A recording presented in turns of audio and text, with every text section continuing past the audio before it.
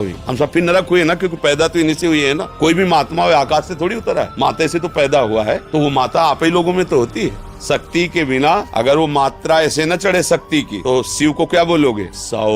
ये शक्ति ही शिव है। ऐसे ही तुम्हारे जीवन की एक साथी स्वरूप बन करके भगवान आए हैं, तुम्हें दुलार करने के लिए, तुम्हें सुख पहुंचाने के लिए। माता की तरह भोजन बना के पत्नी दुलार करती है, मित्र की तरह तुम्हें सही सलाह देकर तुम्हें सुखी करती है। सर्वस्व अपना अर्पण कर, उसको नरक कैसे?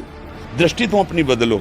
मतलब तुमने नारी की तरफ भोग दृष्टि से देखा, तुम्हारा नरक का बिल पास हो गया है, तो बात समझ नहीं है। अगर उसको ठीक समझ नहीं है तो आपकी बात को गलत ढंग से पेश करके वो फिर निंदा का कारण बन जाता है कि शास्त्रों में नारी की निंदा की। ऐसा नहीं है, सावधानी का वर्णन किया गया है।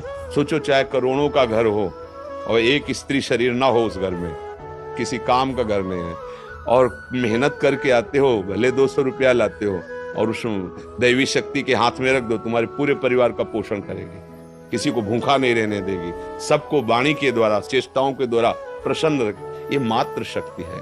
इसके साथ ऐसी भावना करना कि आप गाली दे रहे हो, आप उसको कष्ट दे रहे हो, और वो अपने पूरे जीवन को तुम्हारे को समर्पित किए, ये भारी दंडनीय अपराध। यहाँ दंड अगर नहीं मिला ना, तो तैयार रहो, फिर भगवान के शासन से फिर किसी को बचने का चांस नहीं मिलता।